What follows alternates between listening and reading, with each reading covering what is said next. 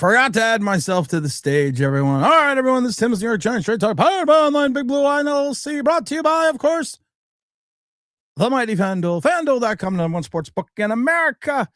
We love the Mighty FanDuel. We also love the New York Football Giants.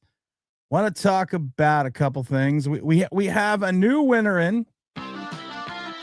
Stupid Giant Twitter post. We're going to get to that Stupid Giant Twitter post shortly. Also want to talk about positional value within the NFL draft. Also want to talk about how if you want to save the Giants and you want to make the Giants competitive faster, if we want to make the Giants not a Super Bowl contender, but maybe not even a divisional contender, but if you want to make the Giants competitive, you want to make the Giants a team that maybe wins 7, 8, 9 games. If you do all those things, if you want to do all those things, Vinny G, you're very welcome. I thought I would do a little morning content because it is President's Day. President's Day is here. But I was thinking about this all day yesterday. You got Kayvon Thibodeaux. You have Brian Burns. You have Abdul Carter. You have Dexter Lawrence. Yes, I understand Dexter Lawrence is only 27 years old, but you have Dexter Lawrence on a pretty good contract for a defensive tackle. And we could say outside of his 9 sacks 2 years ago, he hasn't been the same player since Dalvin Tomlinson left and since our buddy King of the almost sacked was traded over to Seattle. He's just not the same player, and he is a luxury. He is a luxury, and I see Joe Ferry says trading Thibs and Dex is dumb. No, it makes all the sense in the world. You have redundant positions in Kayvon Thibodeaux, Brian Burns, and Abdul Carter. You have a coach defense coordinator, who likes to run a base 3-4. A base 3-4 requires a stout run stopper, a Jim Burt, an Eric Howard, hell, a Jerome Sally in that middle of the line. Someone that's not just going to push the pile internally for a pass rush, but someone that is going to be stout against the run. Dexter Lawrence is not, if you want to be honest, Dexter Lawrence is not stout against the run. Dex, you can love, and this is what's going to bother a lot of Giant fans with the hardball. He's going to move on from guys you don't want him to move on from. He is going to push guys out that you don't want to have leave because they're venerable Giant favorites. Well, you know what? You haven't won anything since Dexter Lawrence has been here. Dexter Lawrence, is 28 years old and will be 29 in November. This is a guy in Dexter Lawrence, if you take a look at him statistically.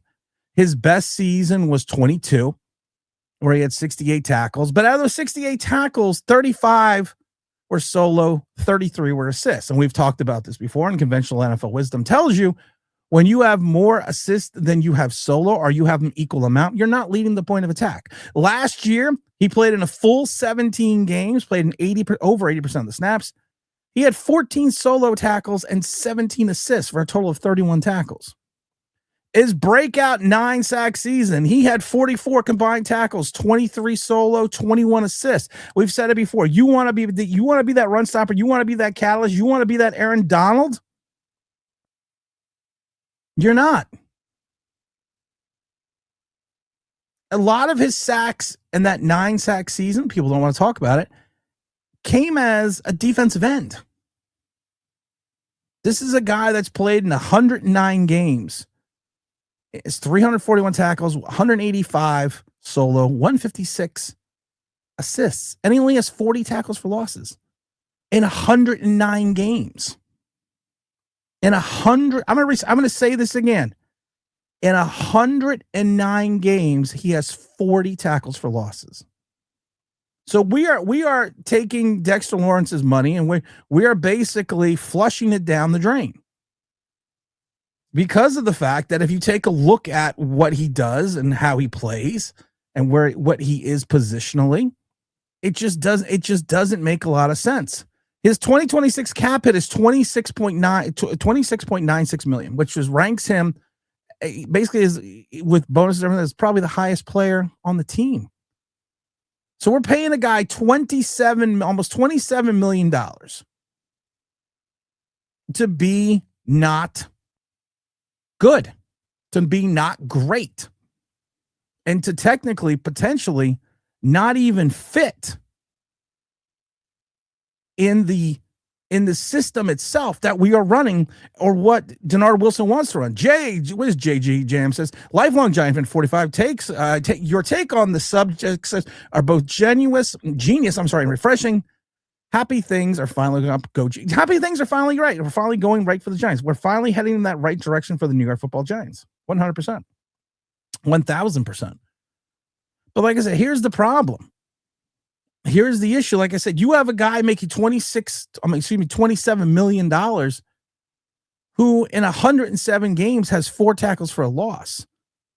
And if you take a look at it again, he's got 300 tackles combined in 107 games. And I've said this over and over again. Is Dexter Lawrence a great player? Is he a great Giant, or just a really good player on a bad team? And if you are truly going to run a 3-4 style defense, go back to 86. You had Jim Burt in the middle, the anchor, but then you were flanked by 2 run-stuffing defensive ends in Leonard Marshall. I want to say Leonard Williams and George Martin. And then you were backed up with 2 outside bookend linebackers and Banks and Taylor. And at that point in time, you had Carsons and Reasons in the middle. We're not gonna have those pieces for Dexter Lawrence. And my other question is Dexter Lawrence even still going to be good when this team is good? The problem was we should have traded Dexter last year. I've said it before. I did a whole video on it. If you would have traded him the year before everything went down in regards to let's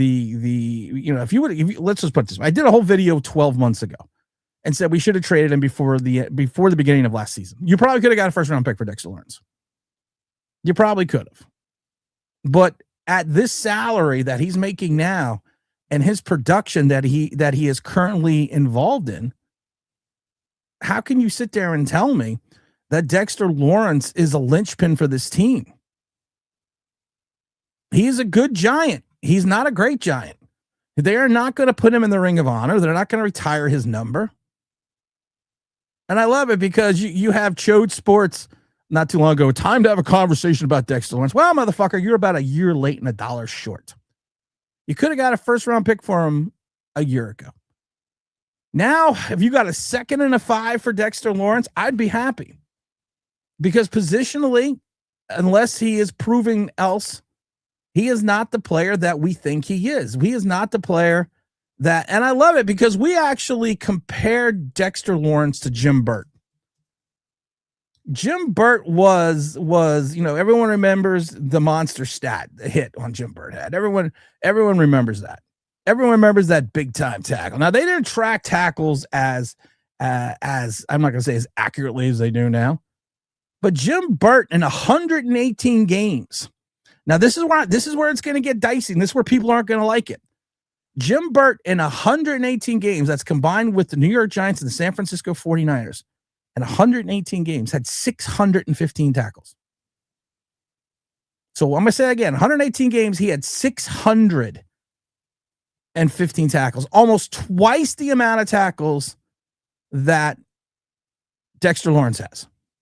And he only started in 80 games. Think about he had 2 tackles with 80 plus. He had 2 seasons with 80 plus tackles. Jim Burt did, going from 81 to 91. So in 100, let me say this again, in 118 games, starting only 80, Jim Burt had 615 tackles. Dexter Lawrence in 109 games started 102. So he started 20 more games. Has 341. Jim Burt finished with 20 sacks. Dexter Lawrence has 30.5. And Jim Burt played in the 3-4 style defense that Denard Wilson wants to play.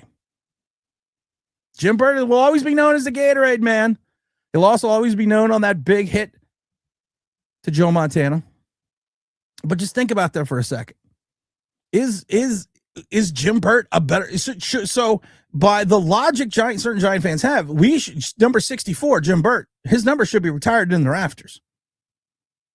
Because in only 80 starts compared to 102 starts for Dexter Lawrence, Jim Burt has over 300 more tackles from the true nose tackle defensive end position, which is where you want to play. How does that fit into the system? You could literally go into the NFL draft right now, 2026. You could take a look at this NFL draft. We've talked about positional value. We talked about Caleb Downs.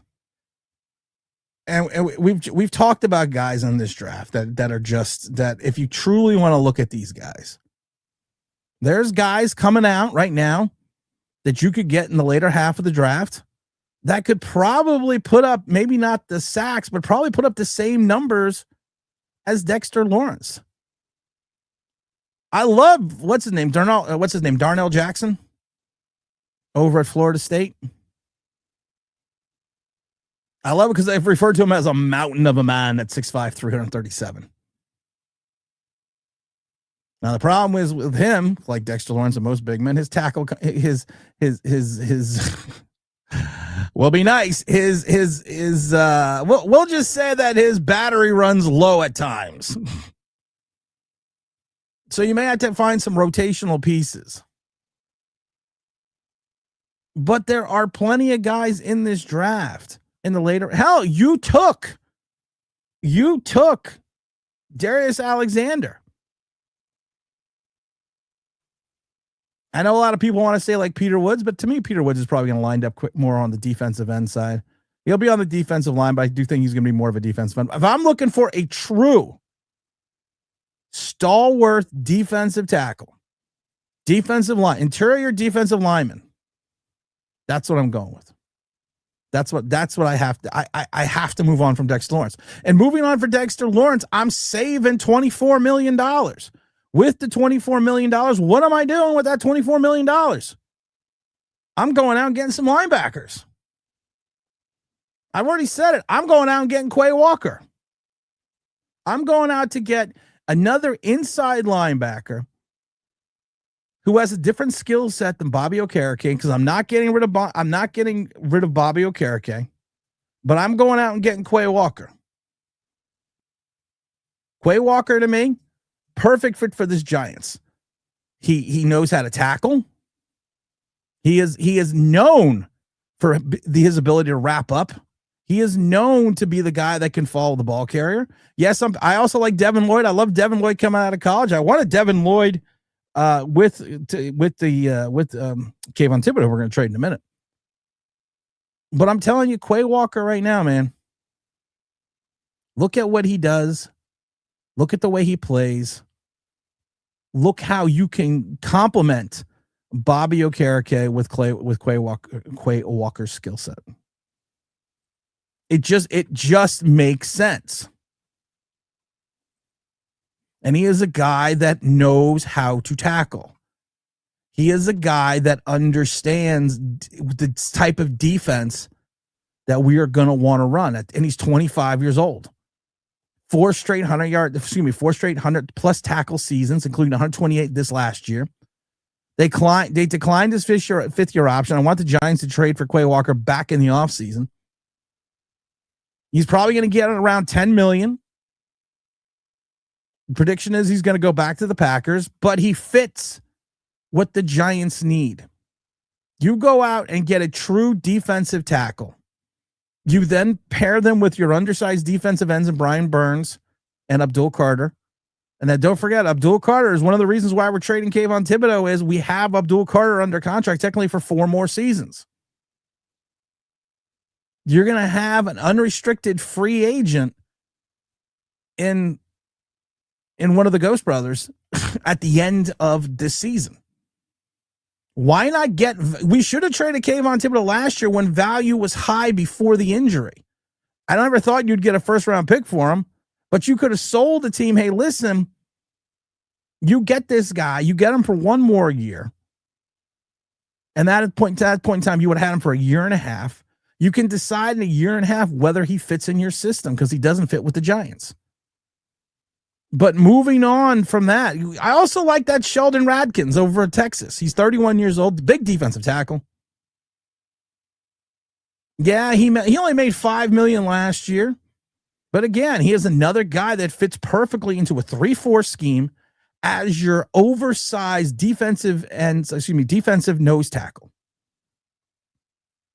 It makes sense. It truly makes all the sense in the world. You get $24 million back. You then can use your additional draft picks to get a defensive tackle in there. You still have Darius Alexander. And you've cleared up cap space, and you can literally find, what's up, Big Greg? You can literally go out and get a linebacker. I know it's crazy. It's nuts. No, I don't like the pussy caps. You know that. You know that. I call those the pussy caps. The Guardian helmets. Wearing a fucking pillow on your head. I wanted Romeo Doubs. Yeah. Romeo Doubs, if you would have went out and got him last year with Quay Walker like I wanted to, you then literally had a number 2 wide receiver before Malik Neighbors got hurt. And then you had a number 1 once Neighbors got hurt. You truly had that. But it just makes all the sense in the world to do this. It does. Getting rid of Dexter Lawrence. Moving on. I'm not going to say it's a bad way to put it. Moving on from Dexter Lawrence. We're moving on from Dexter. We're not getting rid of Dexter Lawrence. We're moving on from Dexter Lawrence. It makes all the sense in the world. I'm going to watch McLovin. Although we got to find this sound effect. I am McLovin. He loves our best players. Tim wants to dump them. You're saying Kayvon Thibodeaux is our best player? Because if that's the case, we're truly fucked. Dexter Lawrence is more of a name right now than he is a player. Can he have a renaissance season at 28, 29 years old next year? Sure. Is he going to be here and good when the Giants are here? Nope. When the Giants are good again? Nope. Could you have gotten value for the likes of even going back to Landon Collins? Could you have gotten value for the likes of Julian Love? Could you have gotten value for the likes of Saquon Barkley? Could you have gotten value for the likes of so many other Giants that we let Xavier McKinney? Could you have gotten value for Saquon Barkley? Yeah. Could you have gotten actual assets that we could have used to parlay into additional talent? Yes. Did the Giants under Joe Schoen do that? Nope. Not even close. And and Joe, you're going to be a prime example. People are going to hate the Giants in a little bit because John Harbaugh's coming in here with no history of any of these players. John Harbaugh is coming in here with the mandate to have a clean slate. Doesn't matter if it's a Joe Schoen way. It's called the John Harbaugh way. Sliders is the best. Move on from Dexter Lawrence. Who will stop the run? Listen, you get rid of Dexter Lawrence, I think you'll have less. You literally will sit there and look at this and go, oh, okay, well, you know what? We're probably going picture this. Picture this 2022. Wink Martindale, attacking style defense, 9-7-1. The Giants at one point in time lost both Dexter Lawrence and Leonard Williams. They had DJ Davidson, I can't remember who the other player was, come in and fulfill their spots. They actually gave up less yards per attempt.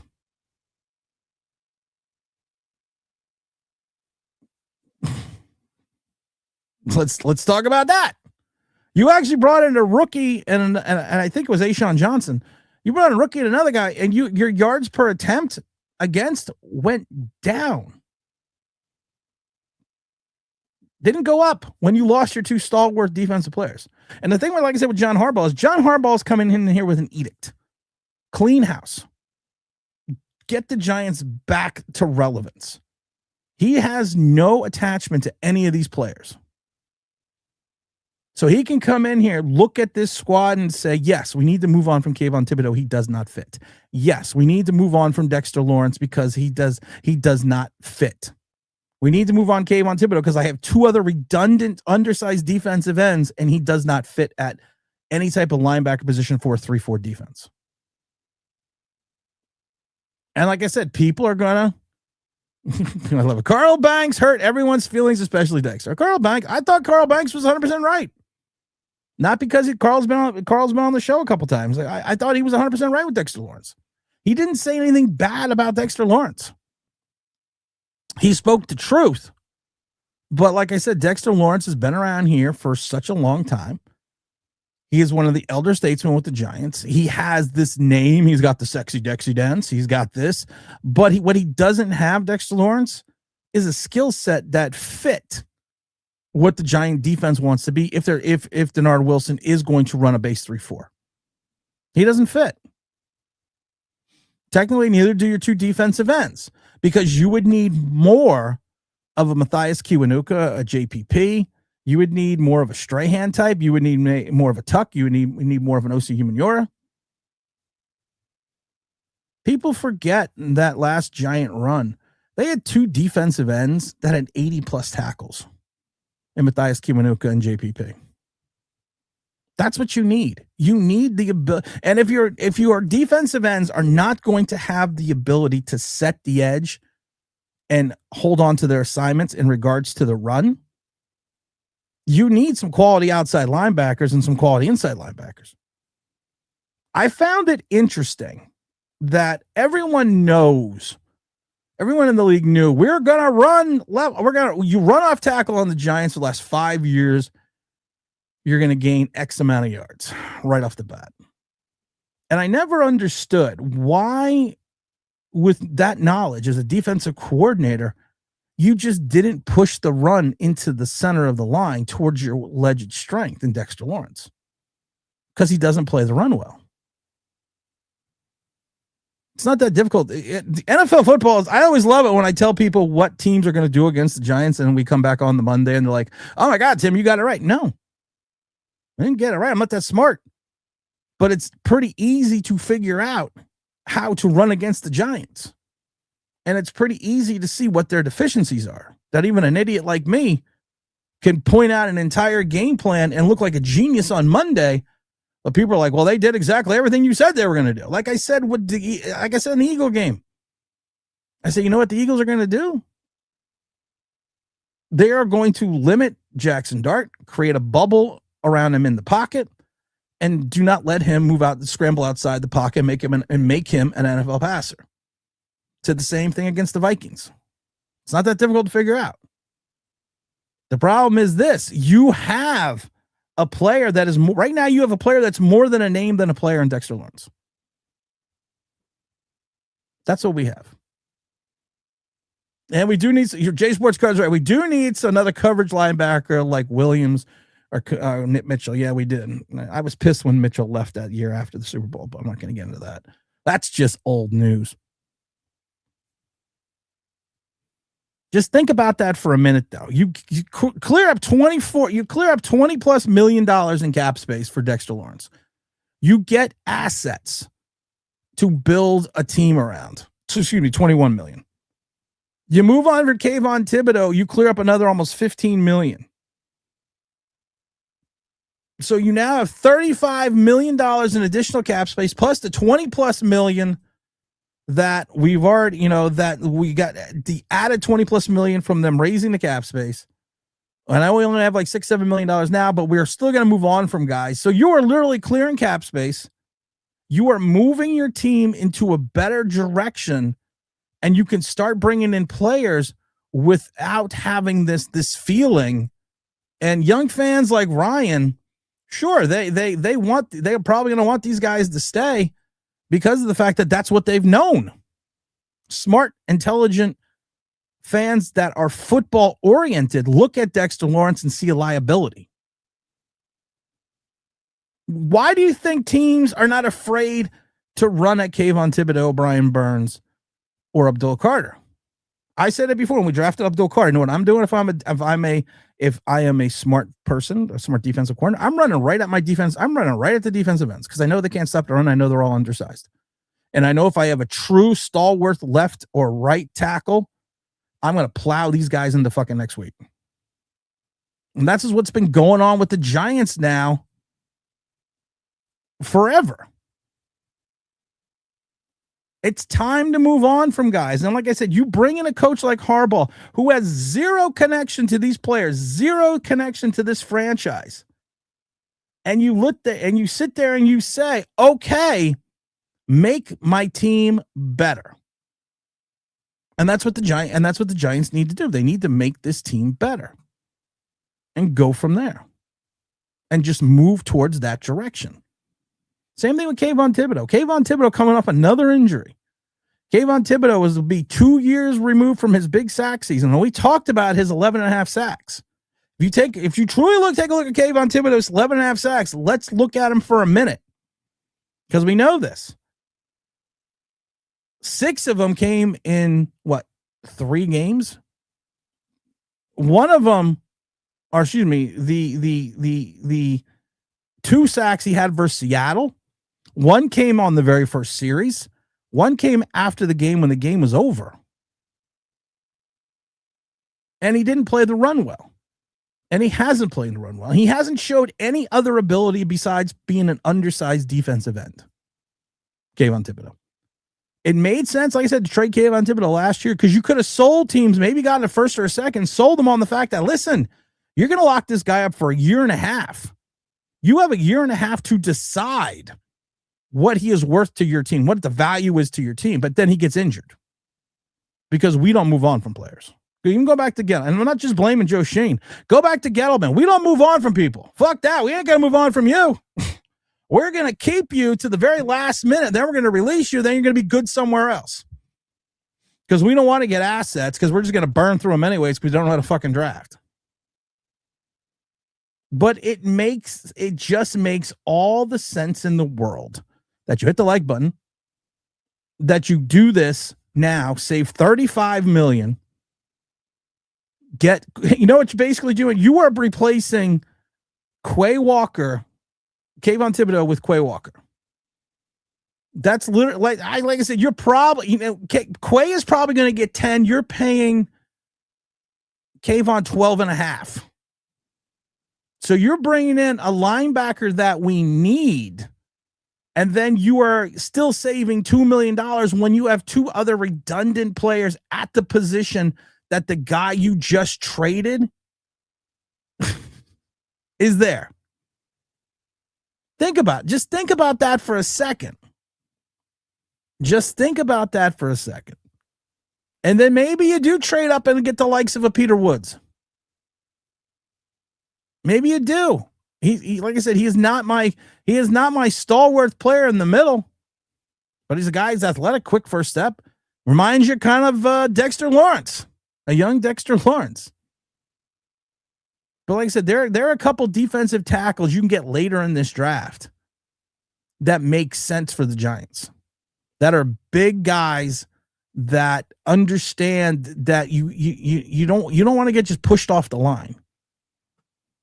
You don't want to have penetration. That's what she said.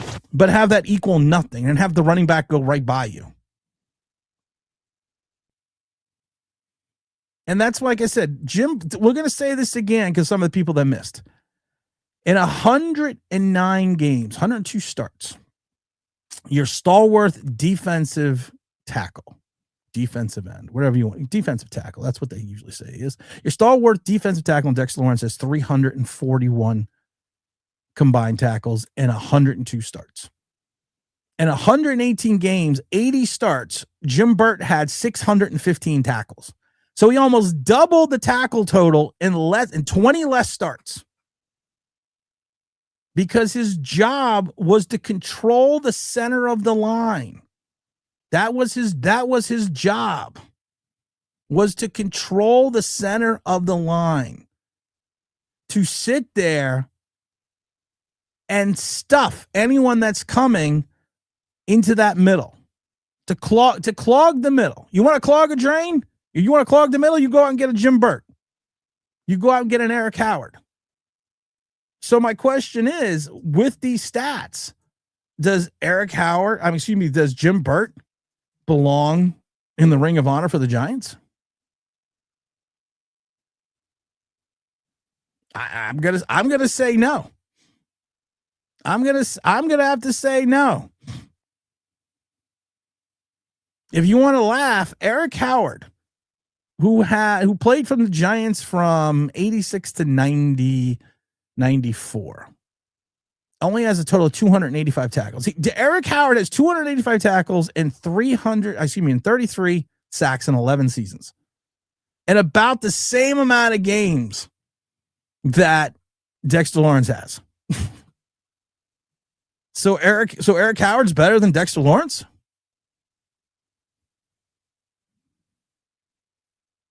Vinny G says, I'm so tired about hearing about quarterback pressures to an offensive lineman throws a linebacker near the quarterback. It's a pressure. You're right. There are stupid stats in the NFL. Quarterback pressures is one of them. Pass defense stats. A pass defense is a subjective stat. Because I've seen guys that locked motherfuckers down, and some of the best you've seen guys that sometimes have some of the best coverage you've ever seen, and the guy makes a catch. Guy makes a miraculous catch. It's not a pass defense because he caught the ball, but it's probably technically the most sound play that you've seen a corner run. He did everything technically correct, but the quarterback threaded the needle, and the wide receiver came up with a big reception. That's another stupid stat. But pressures is always. I've said this a million times. If pressures do not equate to anything, how are you quantifying the stat?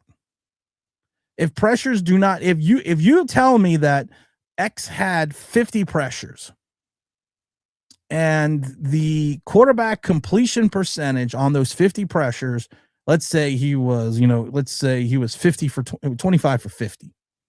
So it was at 50%. So, okay, I can quantify that those pressures equal the quarterback only completing 50% of the passes. But then I need to quantify how many touchdowns, how many big runs, was there a sack involved? Where was there a tackle for a loss involved? You need to, was there a 70-yard touchdown play? Did the running back scoot out of the backfield and, pick up 40?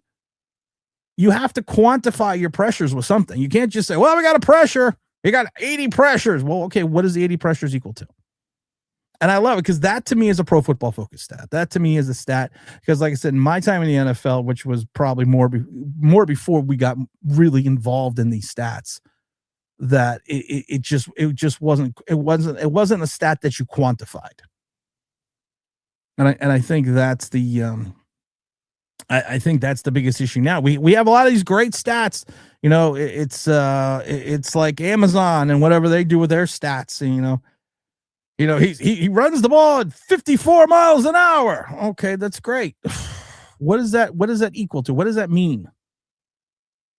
You want to get into advanced stats. What do advanced stats mean? What does Dexter Lawrence bring to this team that a third-round pick making $20 million less doesn't bring to the team? Everyone will talk about the interception in the Charger game. Great. What did he do in the other 16 games? You cannot have a guy in Dexter Lawrence who, if you quantify what he actually does, it's just he is, like I said, and the fact that Dexter Lawrence only plays in about 65% of the snaps. His highest total was 82% back in 2022. It's gone 82, 67, 73, 68. So this is a guy that doesn't play in more than 60% of the snaps. But again, we need to quantify his position in reference to the salary that he makes. Are you available today? What time? What time? Yeah. What time? Let's see here. What time is it now? Let me see here. I got to do that. Okay, that's taken care of. That's done. Someone's saying that Twitter Space isn't working. I don't know why the Twitter Space isn't working. I apologize. I apologize. I don't know why. Sometimes that happens that the Twitter Space doesn't work. Sometimes that happens. I don't know why. I'm sorry. Just if the Twitter Space isn't working, just come on. Just come on. What the fuck this is called? Come on YouTube. Hit the like button while you're at it, please. Let me see. 4 o'clock. 4 o'clock. Between 3, 4, 5, and 4. Okay, so but that's where we're at with that. That's where we're at with that. And like I said, it's not a horrible thing. We're not saying anything bad. We're not saying anything awful. We're just making sure that, like I said, you can save $35 million by moving on from 2 guys. You can bring, and like I said, think about that for a minute. Quay Walker's probably going to get $10 million a year. Quay Walker is a perfect fit for a Baltimore style base 3-4. And he's going to make $2.5 million. If you bring him at 10, he's going to make $2.5 million less than Kayvon Thibodeaux. And you're going to gain assets. So not only are you bringing in a player, you're saving $2.5 in salary and getting a player that fits, and you yeah, I have one in the truck. Yep. I gotta bring a leash. Yes, I have yes.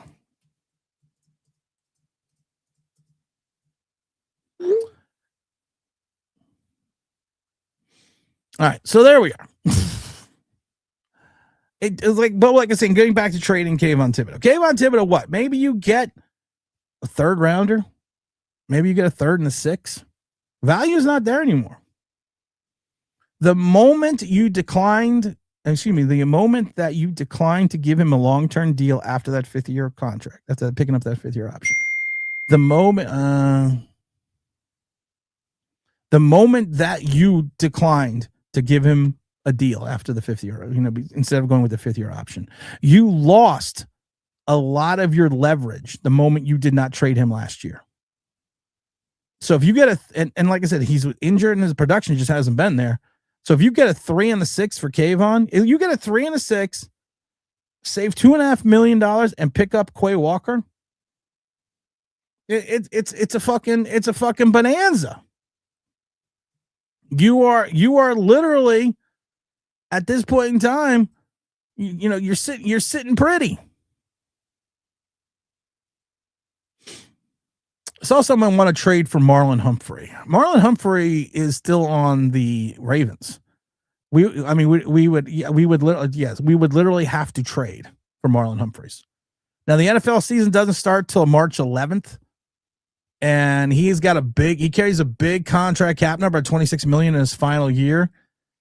It doesn't make sense to trade for Marlon Humphreys unless he's released, because you're not going to pick him. You're not going to put in a waiver claim for him, and you can't pay the $26 million you can't pay a $26 million rental, because then all the fun stuff that you've been doing, you just whacked out of place with the New York Football Giants. What's up, James Stein? Good morning, Timmy. Thanks for the morning content. You're worried. Cry havoc and let slip the dogs of war. No, we're not going to get a Shakespeare. What's up, Key? What's up, Keyshawn? What's good? Everything's good. LeVar, I'm here. Let's talk. Get rid of Thibs. We already talked about how that's not dumb. Jay says, as a lifelong, we got to Jay. Sell high on Dexter. How you going to replace him? He isn't even a top 10 player, defensive tackle anymore. Isn't it worth giving him another try? No. Is Dexter, Joe, I'm going to ask you a question. Does Dexter Lawrence give you 2 additional wins next year? Does he move the needle? Does he move the needle into a place that gives you? Now, I'm not looking at the fact that how he is compared to other defensive tackles, because every year when someone's the most paid player at that position, next year someone usually comes along and beats that. So that truly means nothing to me. What truly means is, can you move the needle with Dexter Lawrence? Is Dexter Lawrence going? Dexter Lawrence is second most on your team in reference to salary cap. He eats up 9% of your salary cap. He eats up 9%. You have 20% of your salary cap tied up into Brian Burns and Dexter Lawrence. If you want to really get crazy about this, you have 33% of your entire salary cap tied up in Thomas, Positional, Thibodeaux, Dexter Lawrence, and Brian Burns. 33% of your entire salary cap. Usually that 33% is allocated to a quarterback, but that's what you have tied. If you bring in Holland, if you want to get really even nuttier, this is why Joe Shane is gone. You want to get nuttier? If you put in Holland, you have 40, your top 5 guys take up 40% of your salary cap. Is Holland a difference maker at 19 million? No. Andrew Thomas, when healthy, at 24.2 million is a difference maker. Positional, is he a difference maker right now? No. Dexter Lawrence at 27 million. Is he a difference maker right now? No. Only person that you're paying right now who is a difference maker is Brian Burns at $36 million. But is Brian Burns worth $36 million on this team? This is why Dawn and Joe are and John Harbaugh are here. This is why they're here. So they can come and look at this and say, you know what? These guys just aren't worth the money that we're saying that we want to pay them. They're just this is why they're here. Whoops, hold on. They're just not, they're not worth it. We got to get to the stupid giant Twitter post. Stupid giant Twitter posts. This was evidently with a gentleman named Duke Milan, he's AC Milan, San Diego. He posted Pat Leonard put out that Dawn is now reporting he was the new senior VP of football operations strategy and is responsible for strategic planning, football operations, analytics, salary cap management, player contract negotiation, compliance, and is going to be working closely with the college and pro personnel. And basically, Joe Shane's going to be relegated to a scout. Well, Big Duke here. I love Big Duke. Big Duke puts up football operation charts from the Giant website and says, "See, look, I love that. This is the best part. He is showing that Dawn is reporting to Joe Shane, and that everything that Pat said was wrong. The only problem is the alleged org chart that he put up has Kevin Abrams on. It's Kevin Abrams' name. So the old football operations went Joe Shane, Brandon Brown, Kevin Abrams. Okay.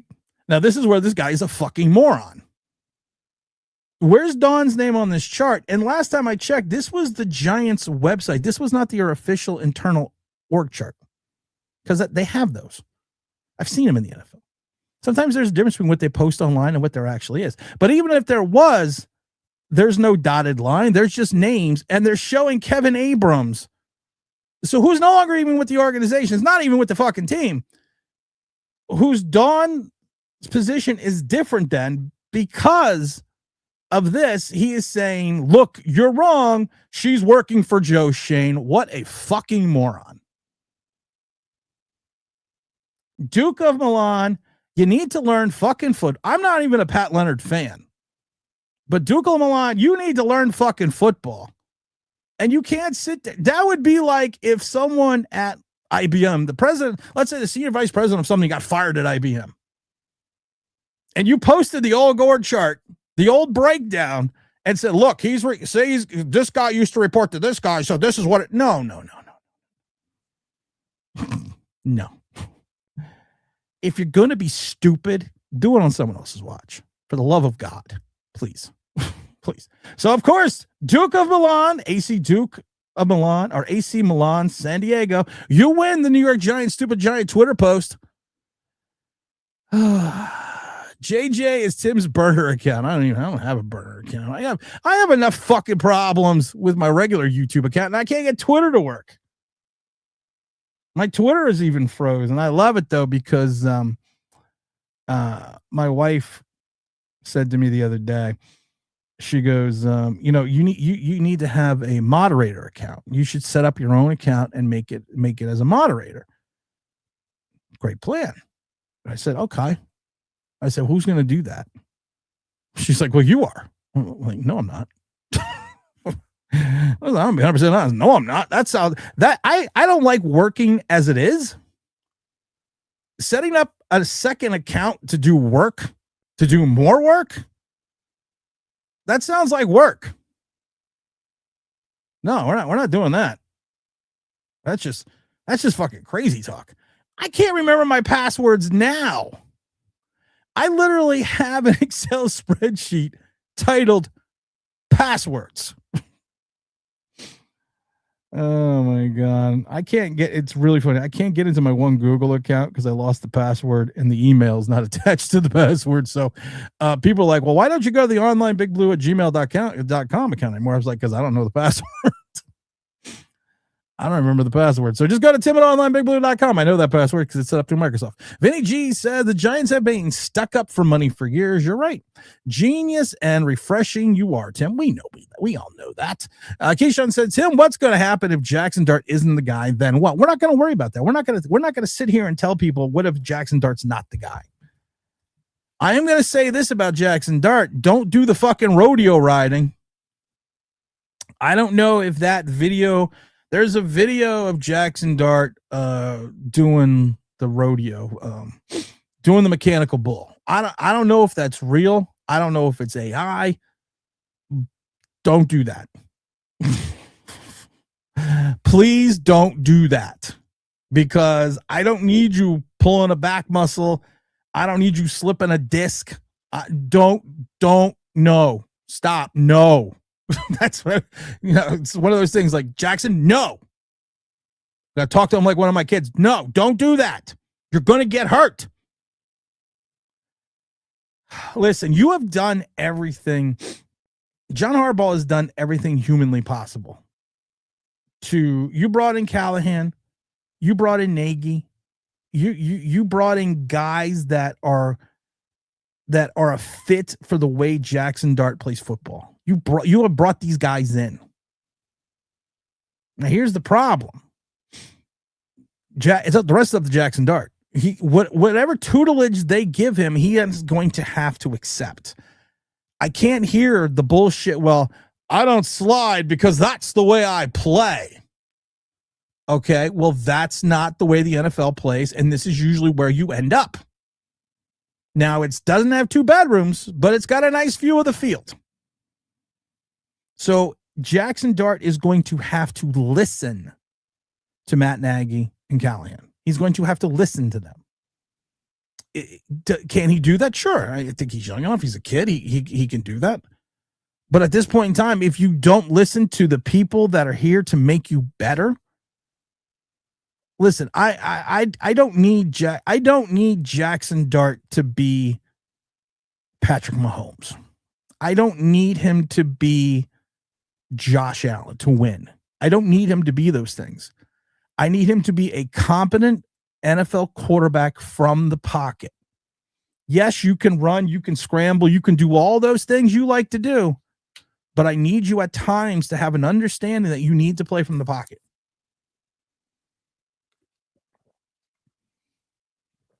Lots of good defensive tackles play well into the 30s.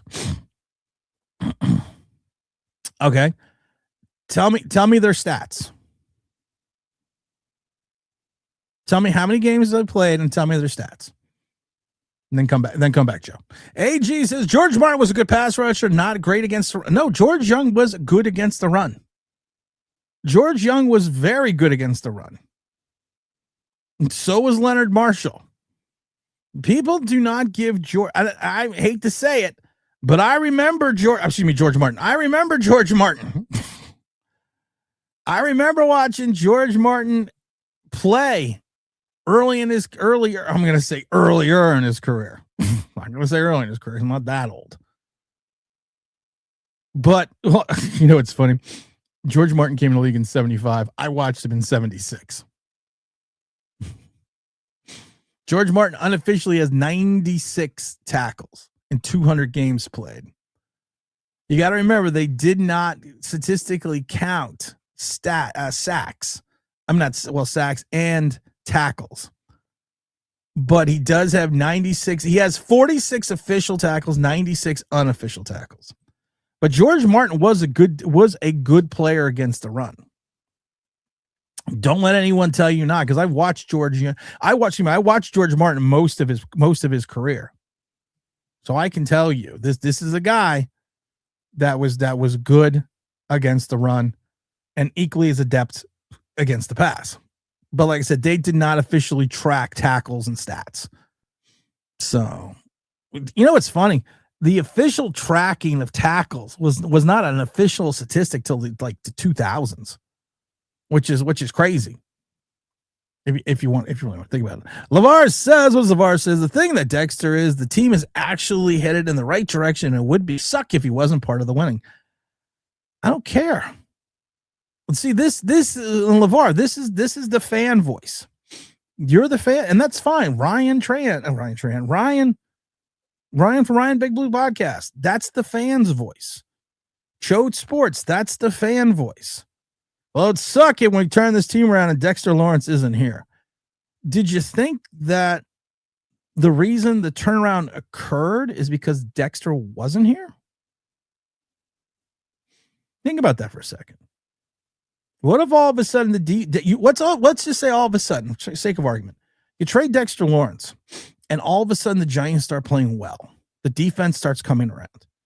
Is that a byproduct of Dexter Lawrence not being here? I hope he goes somewhere and is extremely successful. I hope he goes somewhere and wins a ring. I was so mad when Leonard Williams didn't get his sack in the Super Bowl because I was going to have King of the Super Bowl sack. I was already. Jim Burt, the Gatorade man. Technically, it was Harry Carson started it. He deserved it. It doesn't matter what he deserves and what he doesn't deserve. This is a sport. This is a business. You know what we deserve, LeVar? No, we deserve to win. We as a fan base, such myself, who's been a fan since '76, season ticket holder since my family's been a season ticket holder since the opening of the Meadowlands. It would be nice to win. Jim Burt, pick 6 on the Redskins, Monday Night Football. Smash that like button, says J Sports Card. Like the Ghost Brothers will attack you. Joe Ferry says, just my mechanical players, neighbors, Dexter Lawrence Carter will excel with elite coaching. Wait a minute. So Andre Patterson wasn't an elite coach. Look what he did with Danielle Hunter. We can't have it both ways, guys. That's all I'm saying. Keyshawn says it's hard to look good on a bad team, Tim. No, it's actually not. Keyshawn, I'm going to give you a little hint. It's not. Because I've said this a million times before. Even on a bad team, someone has to excel. So if you're telling me Dexter Lawrence is the top defensive tackle in the entire league, making $27 million a year, that he is not head and shoulders above any talent on that team, he should excel. His statistics should be much greater than they are. Bird had a big hit on Haas's knees too. Yeah, that was the Charger game. Okay, question, Tim. Are any wide receivers, edge, defensive tackles that demand a double team affect the game tremendously with no stats? Well, that's actually an easy question. That's an easy question to quantify. You double team Malik Neighbors. Did Darius Slayton come up with a big catch?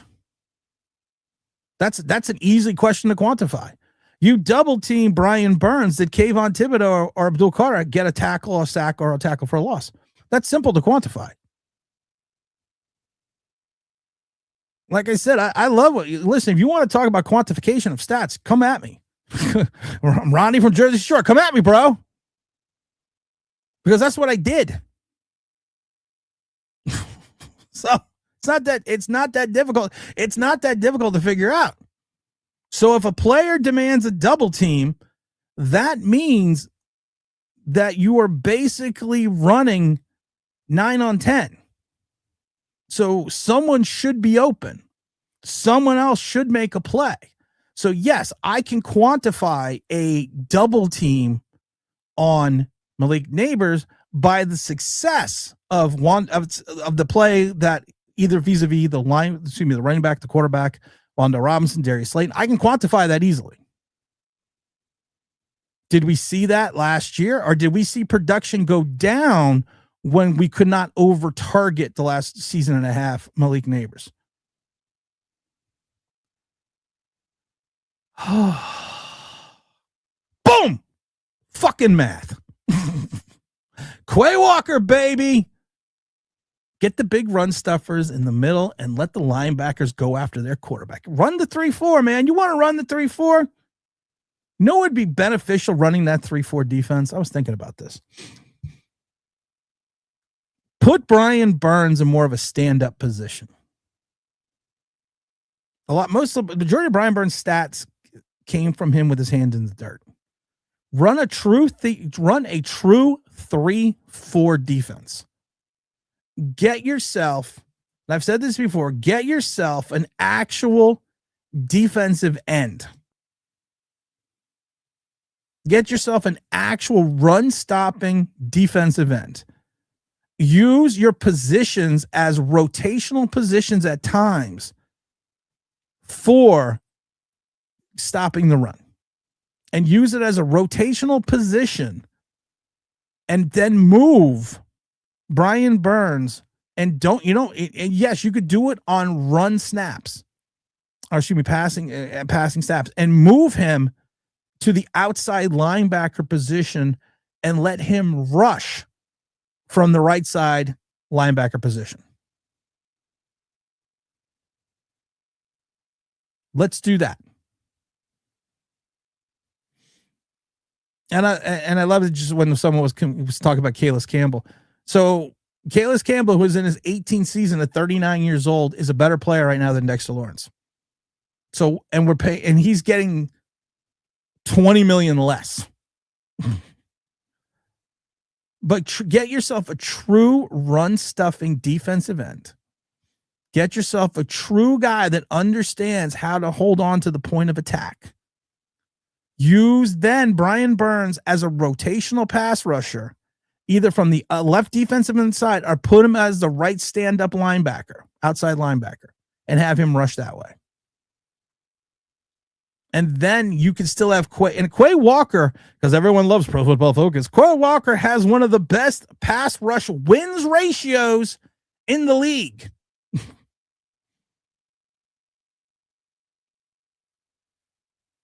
That's the way you got to work it. It makes sense. Kyle Van Noy would actually make sense coming over to the Giants, but that's not going to happen. That's not going to happen. We're not going to live in fantasy disco. Because if we did live in fantasy disco, know where we'd go. We'd go to FanDuel.com, number one sports book in America. We all love FanDuel. Football season may be over, but new customers bet $5, get $100 in bonus bets if you win. Of course, that's not just everyone. That's also on the NBA. We love the casino games for FanDuel. We talk about the Huff and Puff exclusive. But like I said, FanDuel right now, man, I have been killing it on the 4-leg parlays. We were on a sports show, sports betting show a couple weeks back. And I was talking, John was talking about what I was doing wrong with my parlays. My parlays were I was having like 7-leg parlays. I do now a 3 to 4-leg parlays. Because with FanDuel, new customers bet $5, get $100 in bonus bets. Well, I am readily available for the sports book. I've already said it. I'm going to win $108,000 if the Boston Celtics win the NBA Finals. Because that's just the way I roll. Kind of a light day for everything that's going on right now. So we're going to I should do the you know what I have not been doing, which I need to do. I need to do the college basketball. But also, the NBA it's also referred to as the final sweepstakes here on the Mighty FanDuel. Get 25% BPT when you use the NBA future wagers to earn entry in the sweepstakes for a chance to win 2026 NBA final tickets and NBA store credit. Again, that's all on the Mighty FanDuel, FanDuel.com. Don't forget to game responsibly, and don't forget to download the FanDuel app. I do enjoy the FanDuel. I'm not going to lie. Like I said, I'm old. I like casino games. I like watching the wheels spin. There's a game, it's an exclusive to FanDuel, called All Gronk's All Gold. I actually play that. And I'm not even a fan of Gronk. But I do like, and I also like they have a casino game called the Blackjack football Blackjack. That's FanDuel.com, #1 sportsbook in America. Don't forget to game responsibly. Joe says, Tim, we already got that. No, I don't like the Guardian cap at all. We already got the McLovin. Big Greg, what's up? How iconic both the Shown's top 10 picks will not be on the team, messing up 1. I understand, but 2. People say I'm a genius, but how can you really screw up 5 and 7? Don't forget to make sure you're hitting the like button. That was the Giant way, says AJ. You're right. Big Davey says, Tim, you are working today. How are you? I'm enjoying my day off, looking at others sweating it out. Yeah, I'm working today. I gotta buy a couple of pieces for my car. So I have I got a project car thing that I'm working on. So I gotta buy some pieces. So I gotta come up here and work. I gotta work so I don't have to take money out of my other accounts. Joe says, if Shane is just a glorified scout, now what's with the GM title? Because it happens in business all the time. I know people that were CEOs of companies that did nothing, but they still had the CEO title. What about Brian Burns? Slider says, "Oh, Tim, is this the Tyler Linderbaum free agent chat? Lol." That was funny the other day. Let's see. I don't know, Tim. Historically, Giants don't like to trade popular players. This isn't the old Giants anymore. And back in the day, Joe, Giants didn't trade players. Giants fucking got rid of them. Giants got rid of Phil Simms, moved on from Carl Banks, moved on from Leonard Marshall. Giants back under George Young, they dumped Mark Bavaro and basically said his career was over. Then he goes to Philadelphia and Cleveland and plays in like another 5 years. That's what the Giants used to do. That's what they did under George Young. If you no longer had a practical, they got rid of Jim Burt. If you no longer had a practical use for the team, they got rid of you.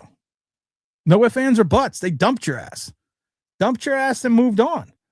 Don't forget to hit the like, because 25 likes is not enough. We need 40.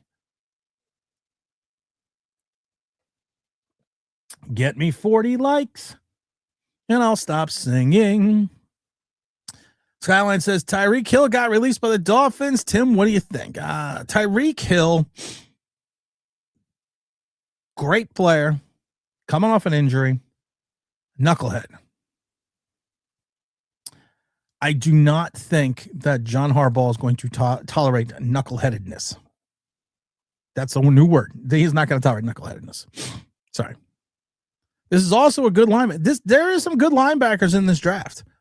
We've talked about this for Jeremiah Trotter's kid. I really like. And you know, I could get Reese. A lot of people like Sonny Styles.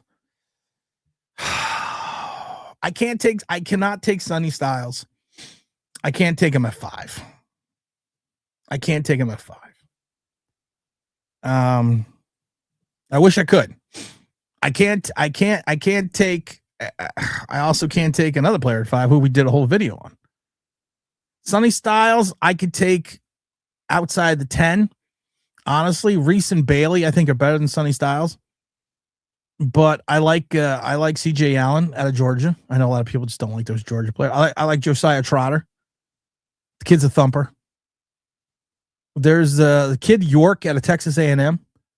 Little short, kind of not as short as Sam Mills at 5'10". They're saying is 227 pounds, but he's probably more like 5'8", 5'9". So he probably is the same size as Sammy Mills. We all love Jacob. You know what? You know who I want. Just because of this, I want Jacob Rodriguez. We know this. We know we want Jacob Rodriguez. If I couldn't have Gardner Minshew in the porn stash, I want the Jacob stash. Oh, we got the 5 gifts from the online Big Blue memberships. That's coming out from the Welcome to Big Don in Funky Town. Thank you, Big Don. Peace, hope all. Thank you. Big Don always dropping in, always giving the gifts to the kids. I like when Big Don gives the, because I still give away the memberships, which I never told people, and I probably, because I'm really some anyone's business. But like I always talk about, we give away the super chats to the Children's Hospital of Philadelphia. I always give away that, but I also give away the monthly membership fees. So if you aren't a member, any fee that it's $1.99, all that money goes to the Philadelphia Children's Hospital. So, whatever. I'm a nice guy. Whatever. Let's see. AG says, plan B if we don't get Linderbaum, roll with JMS. No. No, plan B is we're getting Linderbaum. Plan B is that's who we're getting. That's it. End of story. I'm not even going to I'm not even going to talk about that. Tim, I'm so tired about hearing about quarterback pressures and offensive linemen. Oh, wait, I got to that one. No, but I'm just joking. Plan B. I mean, yeah, you would probably have to roll with him. I'm not. What's his name? I can't think of his name, and I don't think they're gonna let him walk. What's the fucking guy's name with the Chargers? 78. Andre James, 6'4", over 300 pounds. Another guy that's a little bit of an undersized guy. Has been a good player for, not a great player, but he only started one game last year.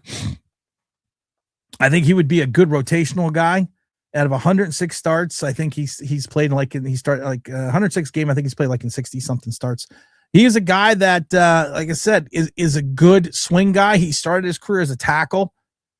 He would be a good backup to JMS if the wheels fell off the fucking bus. So I guess I did have a plan.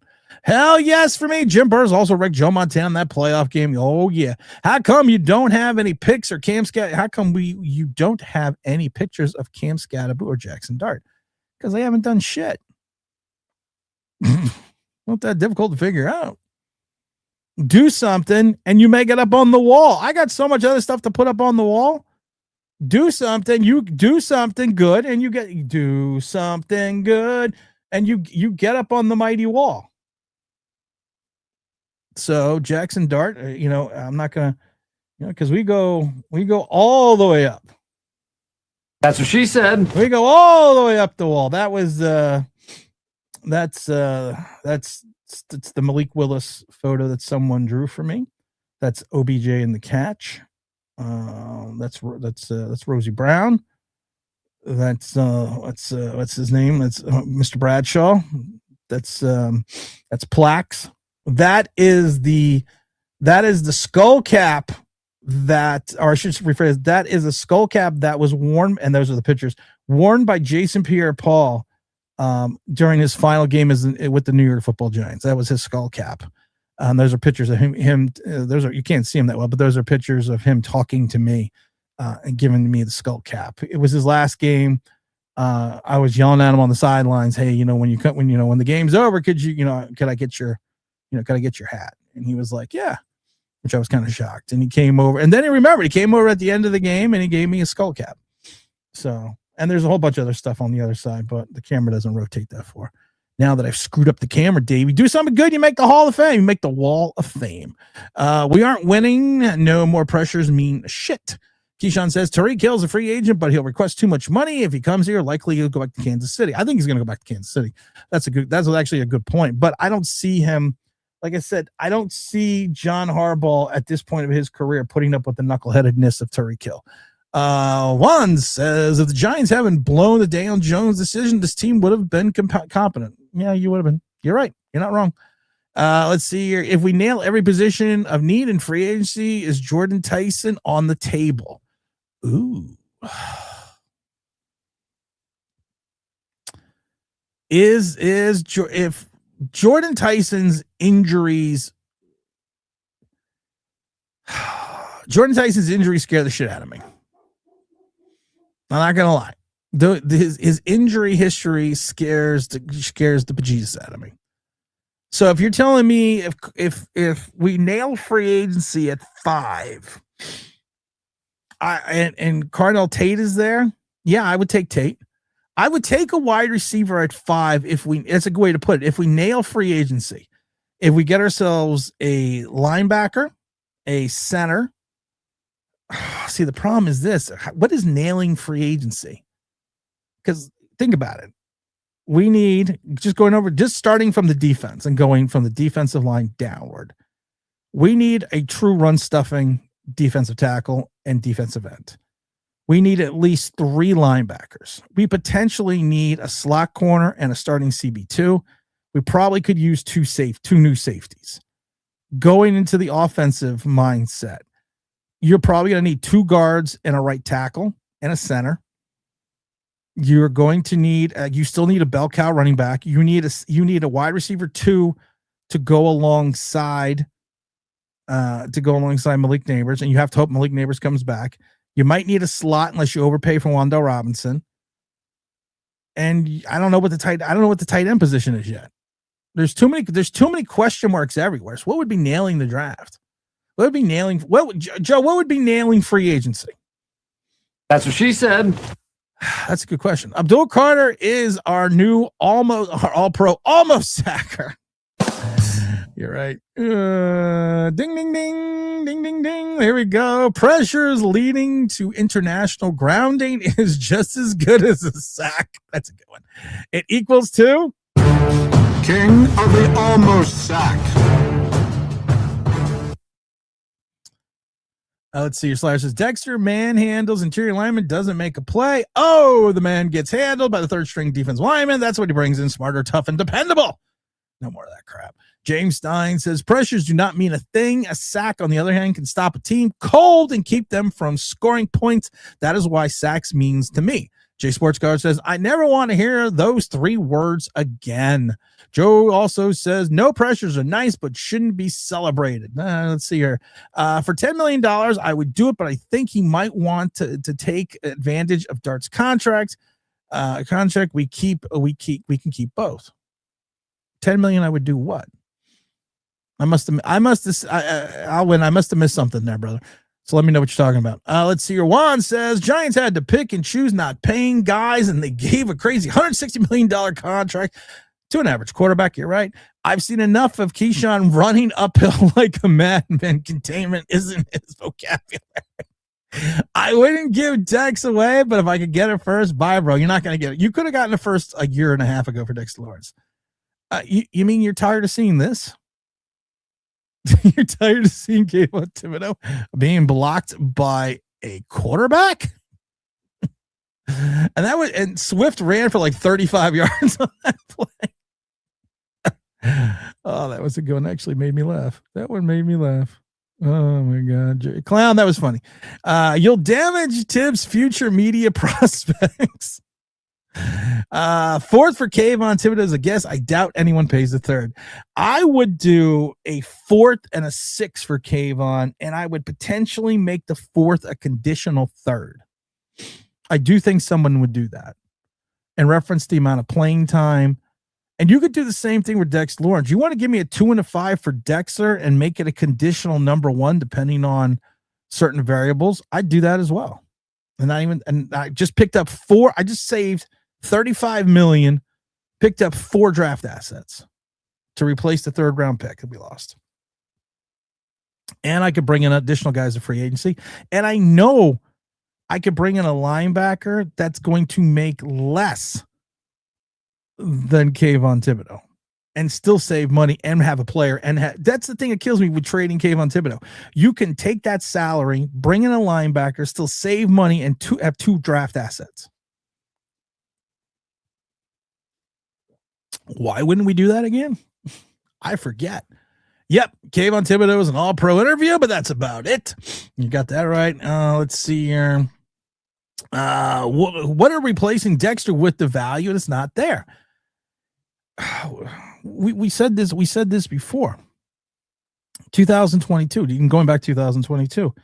Leonard Williams and Dexter Lawrence both went out. DJ Davidson, I believe it was DJ Davidson and Ashawn Johnson, came in and actually held teams to less yards per carry than our venerable starters did. You went out and got Darius Alexander. Now, Darius Alexander is not a run stuffer, but there are guys in this draft that are 335 pounds that you can use as an anchor. And you don't have to pay them $27 million and 9% of your cap space, and probably get the exact same production you got out of Dexter Lawrence last year. And you're going to save $25 million. Who's better against the run, Dexter or the old safety Bob Sanders? Ooh. Bob Sanders, man. Bob Sanders was a good player. He just always got hurt. But no, I don't want to go with that. I'm not going with that. Tim with Mr. Burns, salary cap manager. Come on. Excellent. Oh, that's Chode Sports. Get to the super chats. All super chats go to the Philadelphia Children's Hospital. Tim, what do you think about the Giants making Dawn the vice president of football operations? Seems like the Giants are moving in a new direction. I like Dawn.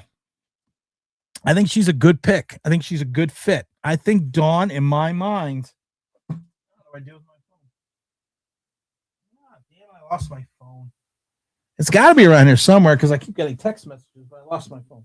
I think Dawn's a good fit because she did the same job with the NFL, and working for the NFL and doing everything she had to do with them is a hell of a lot more difficult than the one she's going to have to do with the Giants. And as long as her calculator has a fucking 7, unlike Kevin Abrams, we're good. As long as someone can do math, because all the salary cap is math. Dawn, go away. I'm good for you. Let's see here. Lavar says, I feel like if Dexter was motivated, felt like he actually win. Here's the thing. I hate that. And I'm not saying that to you, Lavar. I hate fucking hearing about how, well, if the player was motivated, you get paid to play a fucking game. There are players, ex-players, and I've always said it before, there was only 2 things that ever prevented me from going to the NFL, and that was injuries and lack of talent.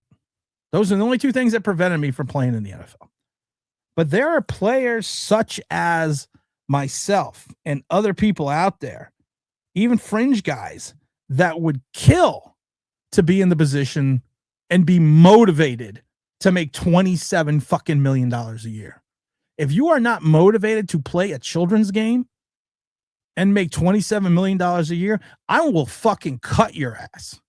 I won't even I don't care who you are. I won't even think twice about it. I will. That is something that sends me over the fucking edge. And I'm not saying it to you, but I'm just saying when people say, well, he needs to be motivated, your fucking paycheck motivates you. Your personal pride should motivate you. Your pride for wearing the name on your front of the jersey should motivate you. The fact that you are in the NFL should motivate you. If all that shit doesn't motivate you, you take your sorry ass number, and I'm not saying it's Dexter Lawrence, but you then take that 97, I drop kick your fucking fat ass out the door.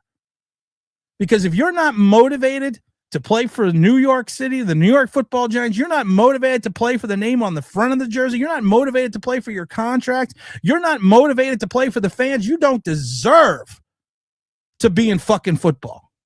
You don't deserve to be in the NFL. Go work at the fucking park and ride. That gets under my fucking skin. And I'm not yelling at you, LeVar. I'm just saying that gets under, when I hear that, gets under my fucking skin. He's not motivated because of the losing. You get a fucking paycheck. Said it best in Jerry Maguire. You are a fucking paycheck player. You don't pay for the love of, you don't play for the love of the game. You don't play for the fans. You pay for the money. And if the money doesn't motivate you, get the fuck out.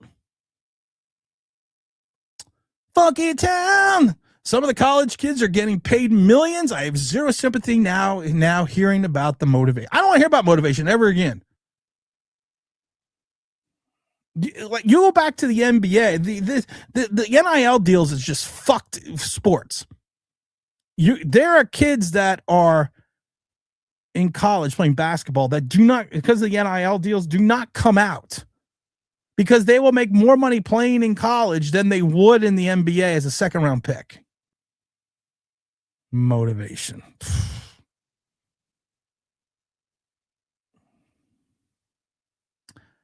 I was motivated every moment I stepped on that field. because it was an honor and a privilege to be allowed to play. And I hate when people are like, well, he's just not motivated. Not you, LeVar. I'm not picking on LeVar, but I hate when people say he's just not motivated. You're not motivated to be an NFL player. You don't deserve to be in the fucking NFL. And I don't give a shit. And I always love when people are like, well, if you Dexter Lawrence was in front of you, you would never say it. Fuck that. I have called out players in their faces. I don't give a shit. What are you going to do? Hit me? Great. You know what my motivation will be then? Suing your fucking ass.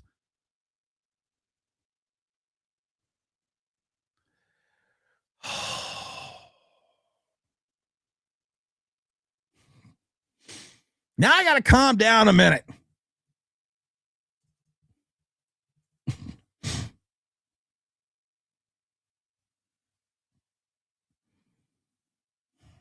I hate that. I hate when people say that. I hate when, and like I said, LeVar, I'm not blasting you, man. I just hate.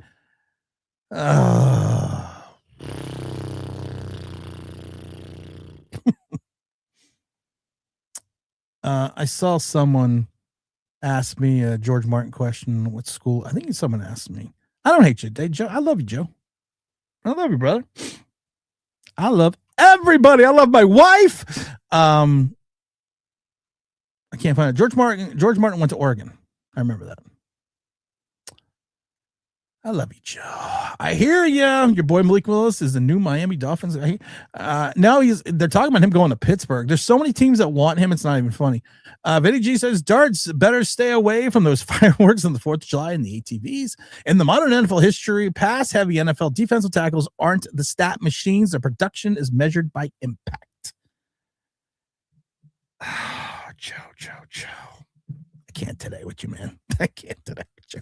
I love you, Joe, but I can't today. I can't. I literally cannot today. What about Aaron Donald? What about the likes even of Dominican Sue? What about the likes of Tech? I can't. I can't. I just can't.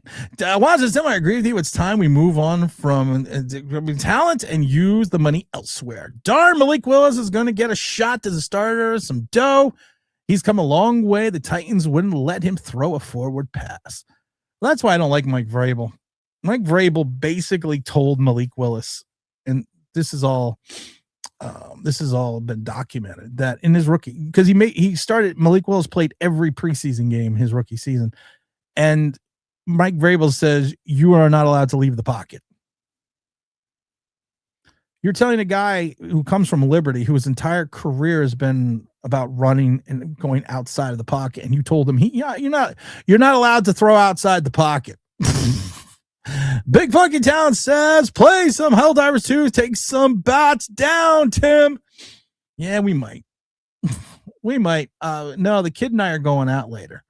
We're gonna go out. He's been sick. The oldest has been sick since, of course, he gets sick the day they were off. They were off on Friday, so of course he gets sick the first day he's got off. So he's finally feeling better today. So I'm actually taking him out.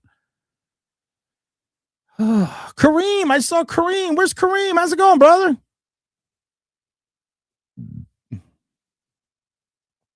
JPP friends, show of the friend.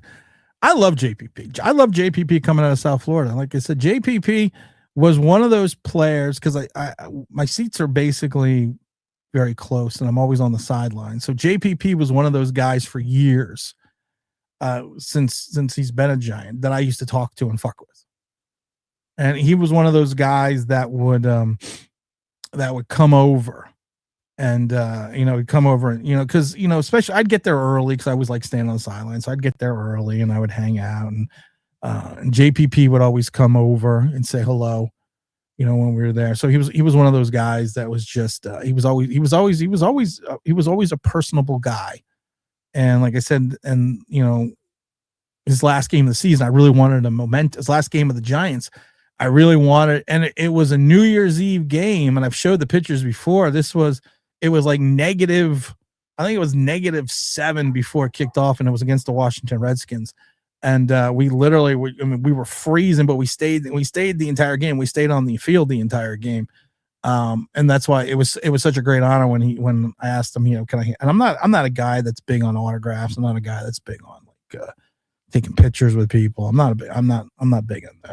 But that was the one time I really just wanted a memento from his final game. So basically we need a whole new team. Yeah. Would it be crazy, Tim, to sign 2 of the top 7 linebackers in free agency? No, it would not be crazy. Joe, that would make the most sense in the fucking it would be crazy if the Giants did it because they don't do shit like that, but that would be the greatest thing ever.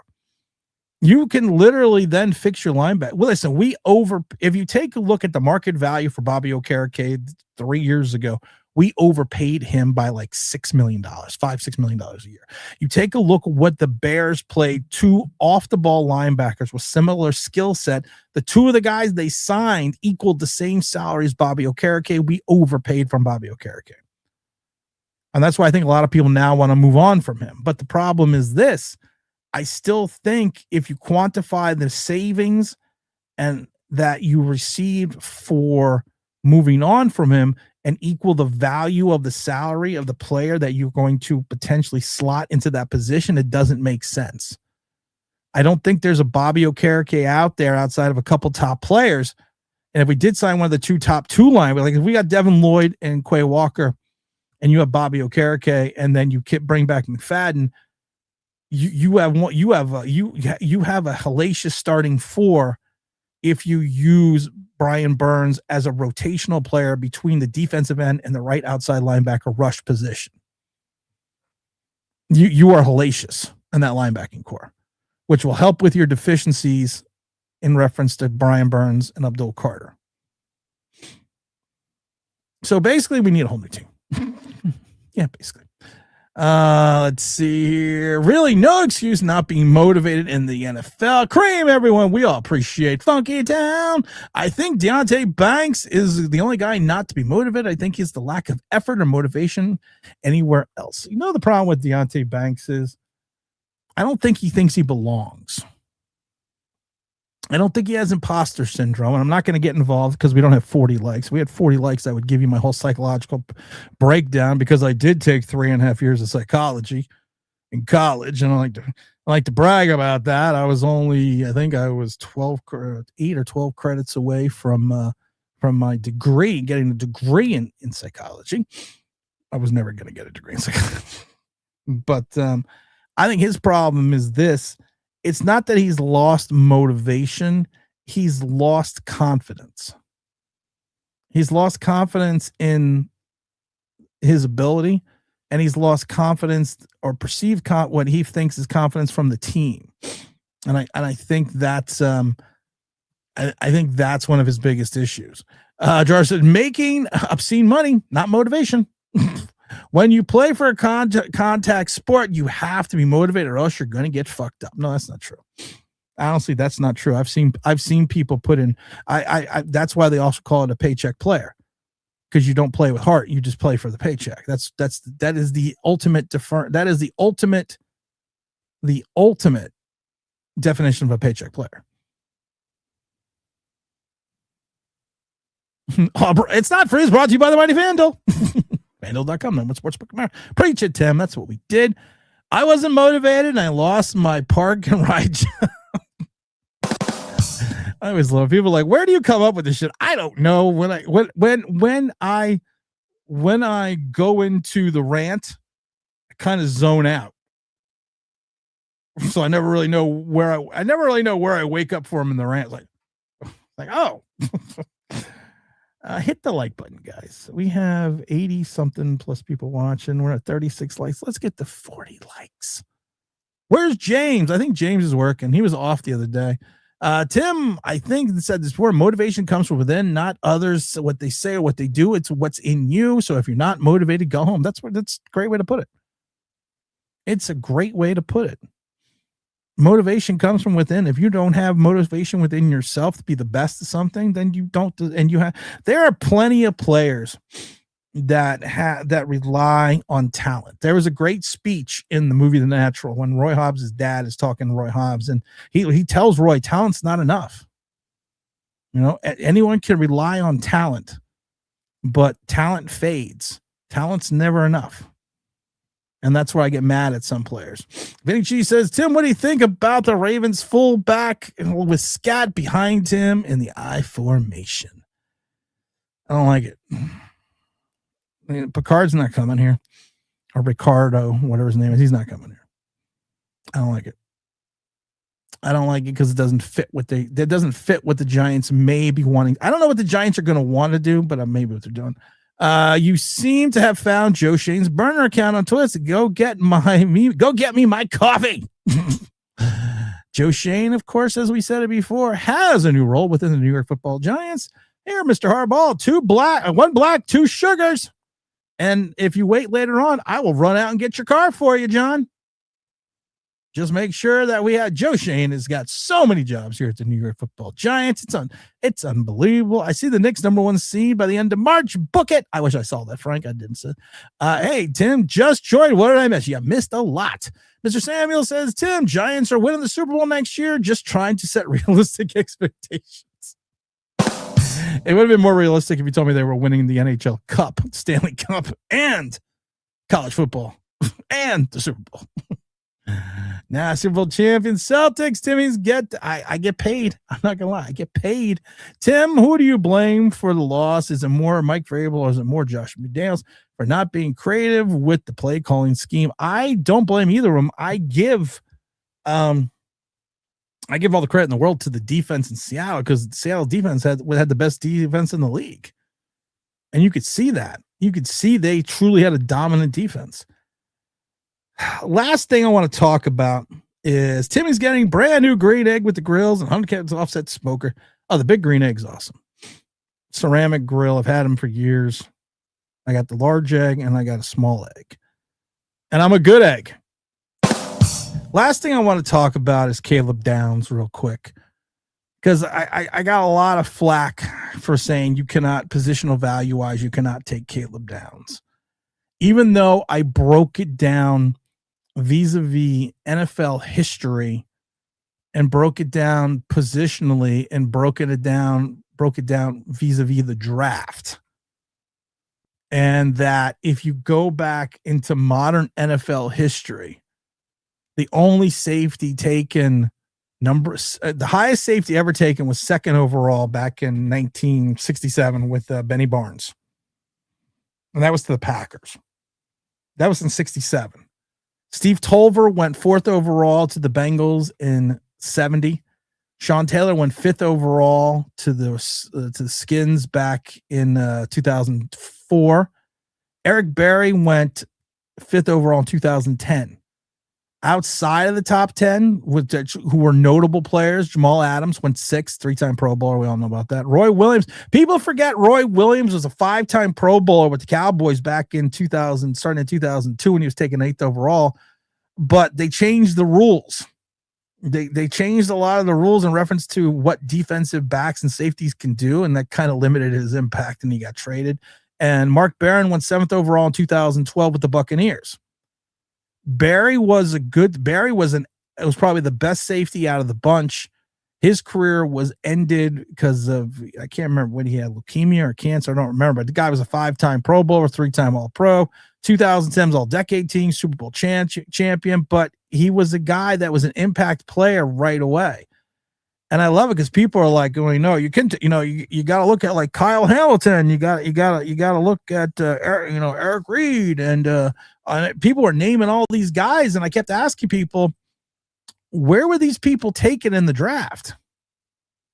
A lot of these guys that they mentioned went second, third, late first round. So going back to 1967, only 4 safeties were taken in the top 5. 2 of them were not any good, were okay players. 1 of them and 2 of them were on the cusp of becoming something special.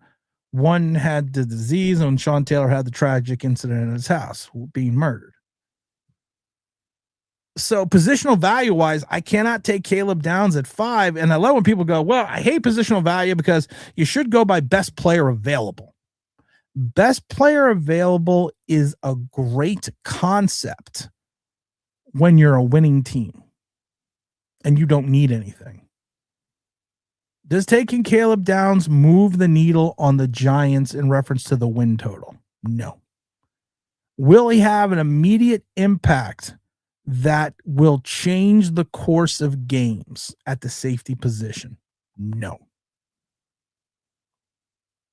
So you can't sit there and tell me, okay, well, these are the guys we need to draft. We need to take this guy at 5 when conventional NFL wisdom and history tells you that it's a mistake to take a safety that high. And you just have to, like I said, you just have to go through NFL history. And I had a chart, and I'm trying to find the chart, and I can't find the chart, that basically broke down positional value. And I wish I had the chart. I went over it in the video. It broke down positional value in reference to the NFL draft and what the most important positions are and why. So best player available is a great concept if you are a good team. If you are a bad team like the Giants, a safety position is not going to if you could find an impact wide receiver, let's say, an impact wide receiver makes more sense than taking a safety at 5. And I'm already concerned. Caleb Downs is listed at 6 feet, 200 pounds. And we all know that's college measurements. So that means to me, he's probably coming in about, I would say 5'10", 190. Yeah, he likes safeties. He had Ed Reed. And he had Kyle Hamilton. And I understand that. But again, like I said, he had Kyle Hamilton on a team that had players that were just, we talk about Ed Reed, but I guess we're just going to forget Ray Lewis and all the other players that they had. And Ed Reed was taken 24th overall. I'm just throwing that out there, guys. I don't make the rules. I always love when people yell at me. I'm like, dude, I don't make the fucking rules. I don't break down the positional values for these things. All I do is I give you the information. What you do with the information, or what you choose not to do with the information, that's fine. But I'm just saying, it doesn't make sense to grab a guy when you have so many other problems. You have so many other issues on this team that taking a safety at 5 because he is considered, or you are considering him the best player available, doesn't move the needle on your win totals. It doesn't make you an immediate better team, and it doesn't give you the impact. It may give you the impact in year 3 or 4, but John Harbaugh's got to win some games before year 3. He's got a 5-year contract. He'll be closing in on his 70s at the end of this deal.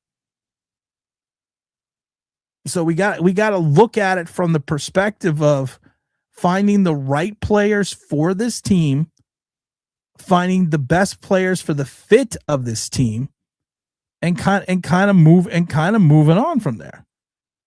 And I've said this before. The only thing that worries me a little bit about Caleb Downs, I kind of think like he's like Jordan Tyson. I don't think there's going to be a middle ground. I think he is going to be a boom or bust player. I don't think there's going to be a middle ground with him. So I think you're either going to get a guy that is going to be this venerable standout, or you're going to get a guy who's going to be a good player. And last time I checked, we got to look at these things from a winning perspective, from the entire team, not just from one positional value. Tim's going to get, I'm going to get a brand new egg. So who do you want as a linebacker free agency? No, I already said I'm not letting Bobby Okereke walk. I'm keeping Bobby Okereke. The positional value-wise, in reference to the salary you're going to be saving, you're not going to find a player that's going to be comparable to Bobby Okereke. I'm going to pair him with Quay Walker. I'm going to take the money that I saved from Quay Walker's probably going to get like $10 million a year. I'm going to save 2.5 from moving on. I'm going to get Quay Walker 2 picks and $2.5 million in cap space from moving on from Kayvon Thibodeaux. That's what I'm getting. I don't feel bad for Joe Shane. He was a pompous asshole. Yep. Prayers for John Mayer, even though I disagree with. Oh yeah, always big prayers for John Mayer. I agree 100%. But he is a pompous asshole, Joe Shane. Sometimes we reap what we sow. The Giants can make an immediate impact if they get 2 linebackers and improve their defense. Alone can win you 3-4, makes a good season. I really do like the idea, the concept of the 3-4. I really do. I think you can get away. I think you can skate by with the 2 undersized defensive ends in Abdul Carter and Brian Burns. You're going to have some games where you're going to suffer a little bit. You're going to have some games like against Philadelphia where you're going to run into an offensive line that's just going to be a mismatch. But if you can get 2 quality inside linebackers, you can get 2 outside linebackers that have an understand. I don't need them to be pass rushers because I've already said I'm using a rotational system where I'm taking Brian Burns and taking him off the line and rushing him from the right outside linebacker position, kind of Lawrence Taylor-esque. If you can find some quality outside linebackers who understand how to maintain their assignment and set their edge and play 2-3 yards off the ball so we don't have to worry about getting run off tackle all the time, and then you find a true stalwart run stuffing defensive tackle, nose tackle. I think if you can have a turnaround with Denard Wilson in your secondary with your 2 corners in Banks and Adebo, and you run a 3-4, more of a man-to-man attacking style defense, I think you could have something. Now, a lot of it's going to be predicated on finding linebackers and your safety play. And then people are going to be like, well, Tim, you just said safety play. Why can't you take Caleb Downs at 5? Because NFL conventional history tells me I can't and I shouldn't. And NFL facts and NFL history on facts tell you this. 100% tells you cannot do this. It does not make sense. If they take Caleb Downs, I don't care. I'm not going to be upset. They go after offensive lineman, Tim, and free agency. Tim, you're right. John Harbaugh sandbagging to get someone to trade up. I hope he is. Tim, thanks, Tim. Defensive end, tight end, plug and play that can catch. That would be something crazy. That would be something fucking insane. You get a guy that can catch. Holy shit. Stanley says, hey, Tim, Caleb Downs is a real deal because he can play free safety. And I don't think you're going to put. Here's the thing. I am not playing him. I can't play him as a nickel corner. He's not going to be a nickel corner in this league. He is too small to be a linebacker. I'm going to tell you now, watch his pro day. He is going to be under 6 feet and he's going to be under 200 pounds. I cannot put him as a quasi in the box linebacker because one of the issues that he had at Ohio State is he does not flow through traffic well. So I can't. I literally cannot do that. I mean, you can do it at 46 legs. I meant to say 50 legs. He flows to the ball well, but I can't. I literally just can't do that. You take a safety. I wish I knew where the chart was.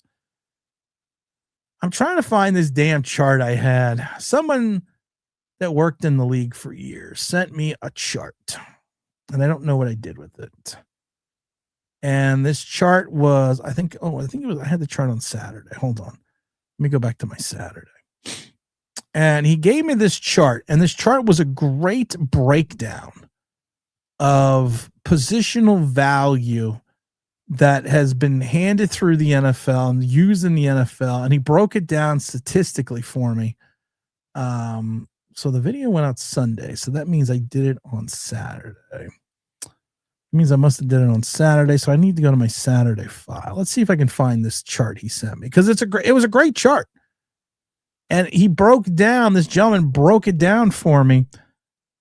Everything that is 7 days. That's a Pleasant Valley Sunday, just instead of Symbol Land. We're all the same, and the kids just don't understand. Let me see if I knew I should. Did I save it? I must have saved it, but I guess I didn't save it. Why didn't I save this chart? It was a great chart. It was all about positional value. And it broke down all the positions and all the positional values and the reasons that you take and you don't take the players. And I don't know where it went. Now, I could just do a search. I could just, let's see. Let me see.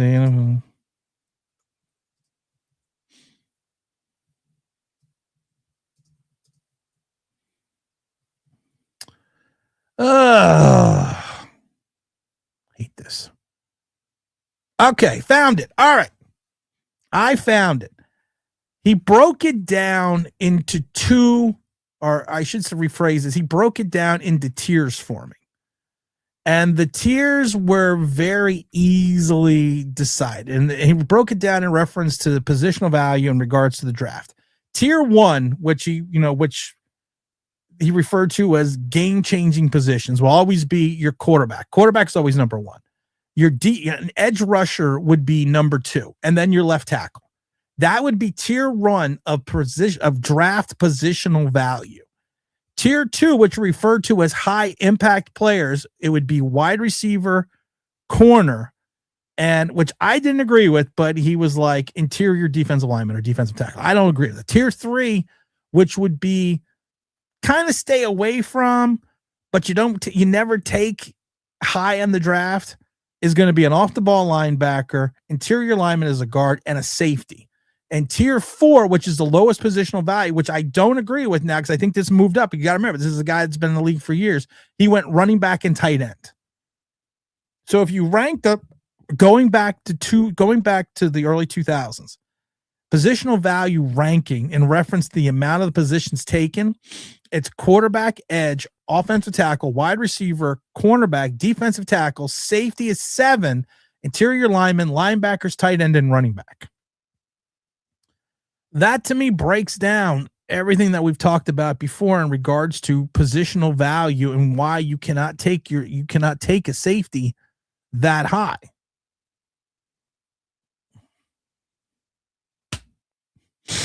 I high five myself. I also have to high five myself because there's no one else here to high five me. All right, it's 1:03. I got to go walk the dogs. I have to go take the kid out, and I got to go find part for my car. I don't know where I did with my, I don't know what I did with my, you know what? I don't know. I lost my cell phone. I lost my cell phone. Dex will return to form with good coaching now. So like I've said before, but Hirsch, I had to hear that Andre Patterson worked with Daniil Hunter. And he was such a wonderful coach. You're saying people were wrong? That Andre Patterson wasn't this coach that was this venerable guy? No. How do we get good by trading our good players? Simple. Kayvon Thibodeaux is not a good player. Dexter Lawrence is a name. There's a difference between being a good player and a name player. That's what I think right now Dexter Lawrence is after last season. He is a name player. We broke down the fact that in 80 starts, Jim Burt had over 600 tackles from the nose tackle position. In 102 starts, Dexter Lawrence has 347 tackles. So Jim Burt, number 64, should be retired. That's what we're saying. He also had 20, and you're like, well, Dexter, well, Jim Burt in 25 less games had 20 and a half sacks to the 33 sacks that Dexter Lawrence has in 102 games and almost 30 more starts. James Stein says, okay, Tim, catch you later on the next stream. Hurts for real says, do you think Troy Polamalu ever worth a top 5 pick? Well, okay, here's the problem. Where did Ed Reed go? Ed Reed went 24th in that draft. And that was the big Miami draft. You know what? Everyone's hindsight is 2020. Everyone's perfect with hindsight. Troy Polamalu went 16th.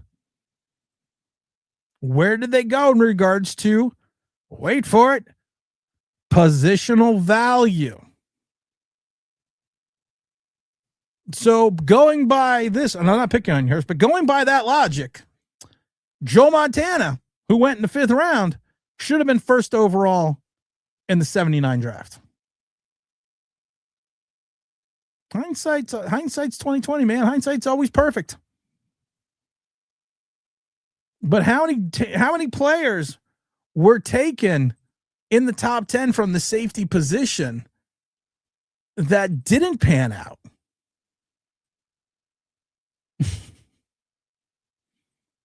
Can we talk about that? How many safeties went in the top 10 that didn't pan out? You're like, well, Tim, where are we going to get that information? Well, I'm glad that you told me. I'm glad that you asked. Roy Williams, LaRon Landry, Michael Huff, Dante Wintner. That was 8, 7, 6, and 8. And that's going back from 96.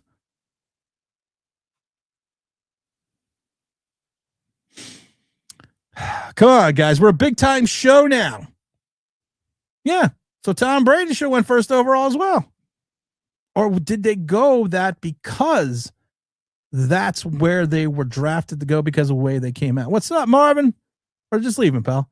I'll talk about Downs. Just makes me think he's going to be gone by 5. No, he's not going to be gone by 5. You know what? I will bet you right now he doesn't. He goes by 11. He goes around 11. Joe, I will bet you. I'm not even on the mightyfanduel.com. Not on FanDuel.com. I'm Sportsbook in America. I will bet you $100 right now. Caleb Downs goes about 11. Thank you, Vinny G.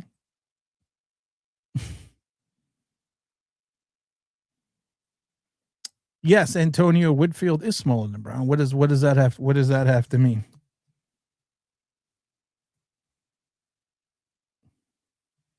What does that have to mean? What does that have to, what does Antonio Whitfield Jr. have to do with anything? He's 5'9". Yeah. And have you watched him play in Tampa? He's not an in the box safety.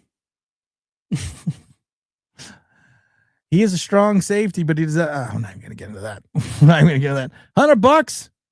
No, I was saying that he goes by 11. He will go 11th. The earliest he will go is 11th. $100. The earliest he goes is 11th. 11 overall. 11th overall.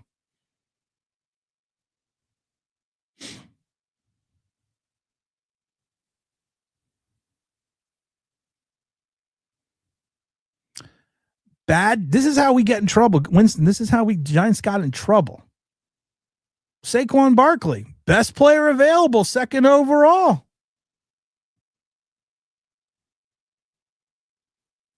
Daniel Jones thought he was the right fit for the team.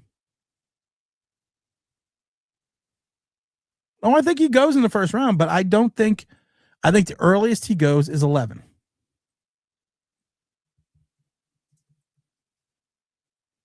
$100.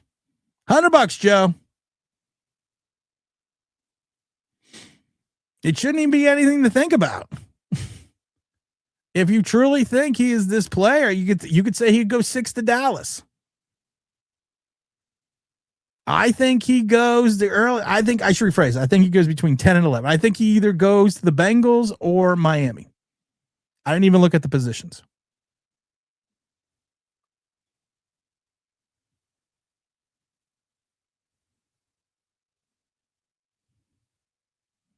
I don't donate to I don't donate to other players. I don't donate to other people's channels. If I win, how about this? You win, you give me 100. You win, you donate directly to the Philadelphia Children's Hospital, $100. And if I win, I will donate to your charity. I will donate to your charity of choice. No, actually, I think the Giants are going to exceed. No, I meant to say, he is going nowhere than 11th. So I do think he's going to be, I'm going to rephrase. I think he's going to go between 10 and 11. I think he will go either between 10 and 11. I think he's either going with the Bengals or the Dolphins. That's fucked up, man. That's fucked up. No, an actual charity. And I don't give money to other content creators. An actual charity. I will donate money to an actual charity, and you can donate directly to Children's Hospital of Philadelphia. I would say he will go between 10 and 11. Caleb Downs will either go to Miami or Cincinnati. He is an Andrew Reid disciple. So is it a bet? Okay, deal. Mark it down. 111. Ooh, 111. That means I'm going to win. All right, guys. I got to jump out of here. I appreciate everyone hanging out. It was a lot of fun today. I think we had some good conversation. I think we had a lot of fun. For those that are telling me that that we're not working on X, I don't know what to tell you. I don't know what's going on with that. People are like, X isn't working. I don't know, guys. I'm sorry. I don't know why X isn't working. I don't know why. Some people are saying they can't get on. I apologize. I will work with X on that right now. And we'll go from there. Let's see here. Yeah, guys. All right, guys. I got to run out. I got a lot of things I got to do. I'm just checking the clock at the time. A lot of fun today, Joe. It's always fun. Let's see. Is Jason Tatum coming back and going to get you 100 grand? I think he might. I think he might, Joe. I think he might. He was in the G League for a little bit, and then they brought down some Celtics, and then they brought him back up to the Celtics. So I think they might work him slowly. I personally wouldn't play Tatum until next year, but to win 100 grand, yeah, I think you should play Jason Tatum right now. I think he should just start 48 minutes a night. Winston says the Giants should be using the draft only 1 to 2 ways: protect, dart, and get some weapons, or draft and stop in the run. Yeah, I agree. Oh shit, I never took my vitamins. All right, guys. Love y'all. I don't know. Arrivederci. There may be another stream coming up in our future. I don't know, but I got to get out of here, guys. But I appreciate you all. Don't forget, they'll probably have a new video coming out to FanDuel. Don't forget the mightyfanduel.com, number one sports book in America. And I'm out of here.